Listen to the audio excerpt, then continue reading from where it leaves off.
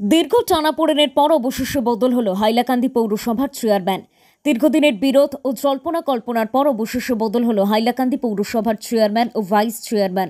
প্রায় 1.5 বছর ধরে চলা বিরোধের পর আজ 4 নম্বর ওয়ার্ডের প্রাক্তন সদস্য মানব চক্রবর্তীকে নতুন চেয়ারম্যান হিসাবে ঘোষণা করা হয়। হাইলাকান্দির অভিভাবক মন্ত্রী কৃষ্ণেন্দু পালের উপস্থিতিতে অনুষ্ঠিত বৈঠকের পর সর্বসম্মতিক্রমে মানব চক্রবর্তীকে নতুন চেয়ারম্যান হিসাবে মনোনীত করা হয়। সাথে 7 নম্বর ওয়ার্ডের প্রাক্তন সদস্য শিল্পী দাসকে নতুন ভাইস চেয়ারম্যান হিসাবে নিযুক্ত করা হয়েছে। উল্লেখ্য, হাইলাকান্দি পৌরসভার প্রাক্তন চেয়ারম্যান কল্যাণ গোস্বামীর বিরুদ্ধে 1.5 বছর আগে অনাস্থা ঘোষণা করা হয়েছিল। এরপর থেকেই হাইলাকান্দি পৌরসভায় অচলাবস্থা সৃষ্টি হয়। পরে কল্যাণ গোস্বামীকে জেলা বিজেপির সভাপতি হিসাবে নিযুক্ত করে এই বিরোধ মেটানোর চেষ্টা করেছিল রাজ্য বিজেপি। এরই অংশ হিসাবে আজ মানব চক্রবর্তীকে নতুন চেয়ারম্যান হিসাবে ঘোষণা করা হয়েছে। ব্যুরো রিপোর্ট, নিউজ অবিকল। আজি বহুত দিন ধৰি চলি আছে আৰু তেওঁলোকে মানে আজি খুব ভাল লাগিছে যে মাননীয় মুখ্যমন্ত্ৰী মহোদয় যে আগ্ৰহ কৰিছিলে আমাৰ ডক্টৰ হিমন্ত বিশ্ব শৰ্মা আমাৰ সকলোৰে প্ৰিয় মুখ্যমন্ত্ৰী আৰু মুখ্যমন্ত্ৰী আজি আমাক ইয়াত গুৰু দায়িত্ব গাৰ্জিয়ান মিনিষ্টাৰ হিচাপে দায়িত্ব দিছে।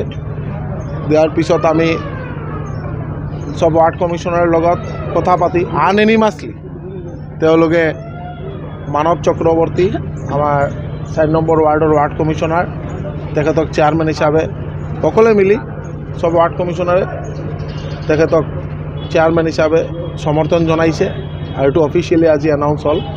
আৰু ভাইস চেয়াৰম্যান 7 নম্বৰ ৱাৰ্ড শিল্পী দাস তেখেতক গোটেই সকলো ৱাৰ্ড কমিশ্যনাৰে সাপোৰ্ট জনাইছে।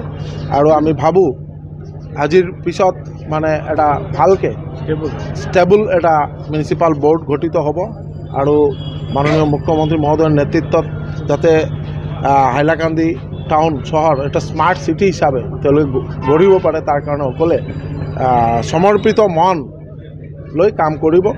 আৰু আমাৰ বিশেষকৈ আমাৰ ইয়াত প্ৰভাৰী কিশোৰ নাথ এক্স MLA বৰকলা ইও উপস্থিত আছিলে আৰু আমাৰ ভাৰতীয় জনতা পাৰ্টিৰ সকলো কাৰ্যকৰ্তা সকলে যেটো বিচাৰিছিলে যে এটা এমিকেবল সেটেলমেন্ট কৰি যাতে এটা সুন্দৰ বোৰ্ড গঠন হয়। আজি আমি ভাবোঁ যে মানৱ চক্ৰৱৰ্তী আৰু শিল্পী দাসৰ নেতৃত্বত ভাল এটা মিউনিচিপালিটি বোৰ্ড কাম কৰিব পাৰিব, ভালকৈ তেওঁলোকে ৰাইজৰ সেৱা কৰিব পাৰিব। আৰু আমাৰ জিলা সভাপতি ভাৰতীয় জনতা পাৰ্টিৰ নৱনিৰ্বাচিত কল্যাণ গোস্বামী তেখেতেও তেওঁলোকৰ নাম সমৰ্থন কৰিছে।